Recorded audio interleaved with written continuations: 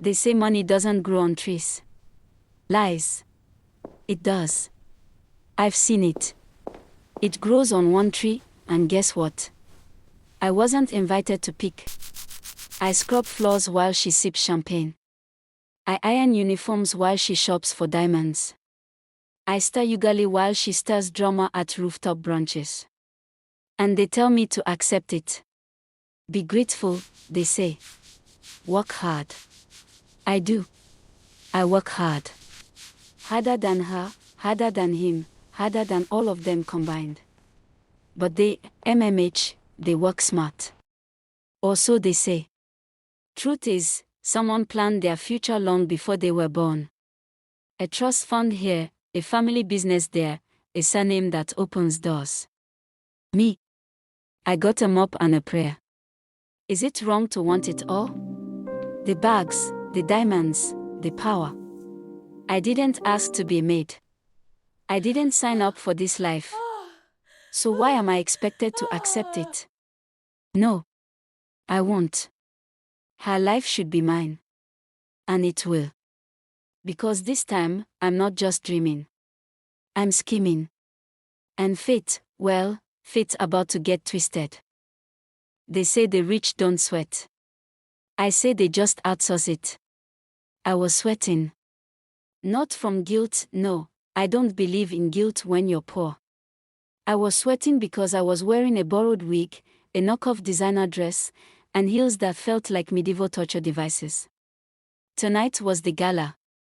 The kind where champagne flows like betrayal and diamonds sparkle like lies. Rono would be there, the man who once told me, "You're lucky to have a job." I smiled then. I'm still smiling. But tonight, I'm not serving drinks. I'm sipping them. I had a plan. TMU, the trickster, helped me forge an invitation. ESI warned me, Amoni, don't chase ghosts. But I wasn't chasing ghosts. I was chasing her life. The one with the penthouse view, the silk sheets, the freedom to say I'm tired and actually rest. The ballroom was a jungle of perfume and power. I walked in like I belonged, head high, heart pounding. Kolori's voice echoed in my mind, once you taste wealth, you'll never be the same. I tasted it. A sip of champagne.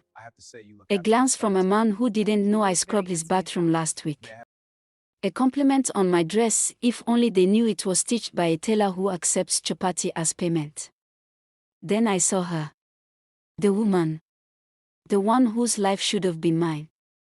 She laughed like she'd never cried. She wore diamonds like they were born on her skin. I stared. I envied. I plotted. But something was wrong. The lights flickered. A shadow passed. Kalori again, every wish has a cost. I didn't care. I was ready to pay. I should have left after the third glass of champagne.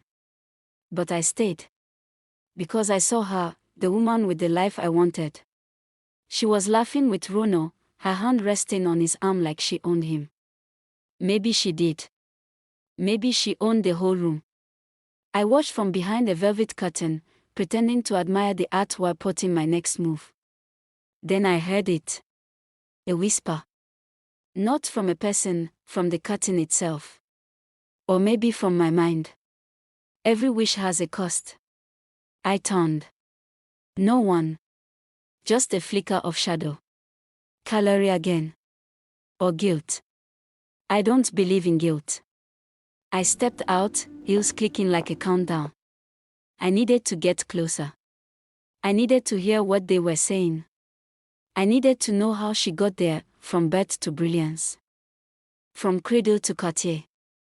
TMU appeared beside me, sipping juice like it was wine. You're playing with fire. I'm fireproof. No one is, not when money's involved. He smacked. No one is. Not when money's involved. I ignored him. I walked up to Rono and her, smiled like I belonged. Lovely evening. Do I know you? Not yet. But you will. Rono narrowed his eyes. He remembered me. I saw it, the flicker of recognition. The maid who once spilled soup on his shoes. But before he could speak, the lights dimmed. A spotlight hit the stage. A man stepped forward. Not just any man, the one who planned it all. The architect of wealth. The one who decided who would sparkle and who would scrub. He began to speak. And I knew, this was no ordinary gala. This was a ritual. A ceremony of power. And I had just crashed it. The man on stage wasn't just giving a speech. He was delivering prophecy. His words dripped with arrogance, each syllable reminding us that wealth wasn't earned, it was engineered. Money is not chance, it is design.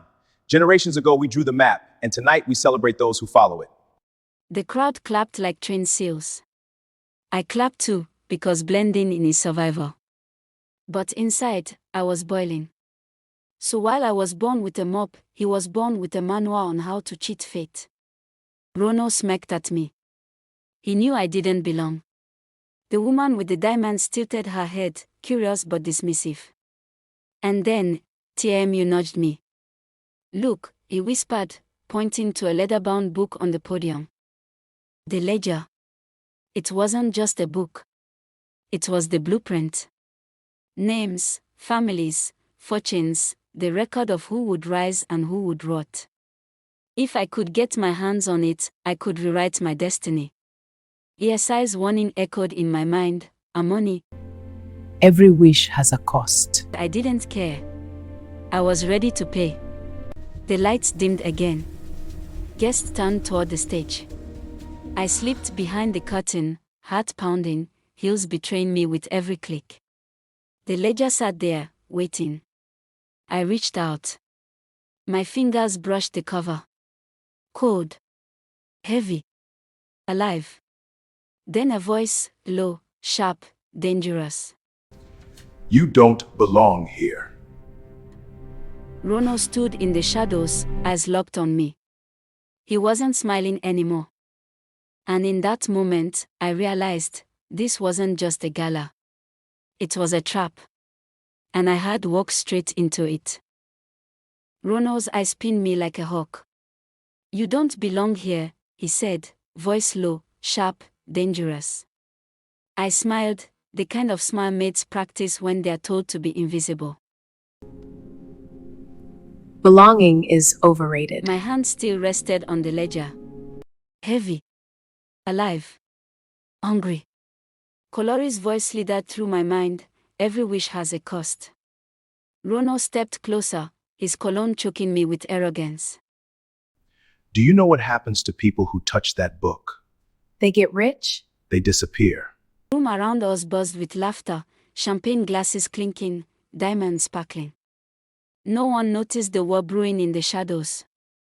Then, a flicker. The lights dimmed again. A shadow moved across the stage.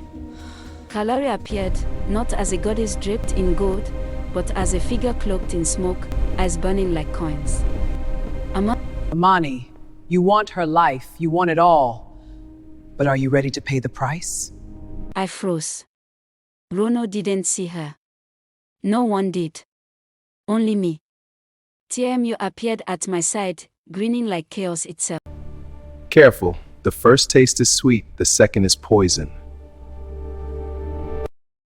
I tightened my grip on the ledger. My heart pounded. My envy screamed. My ambition roared. I didn't ask to be a maid. I didn't ask for this life. So what should I accept? Her life should be mine. Kolori's smile was both promise and threat. Then tonight you begin to pay. Rono's hand shot out, grabbing my wrist. You're playing a dangerous game. Good. I like danger.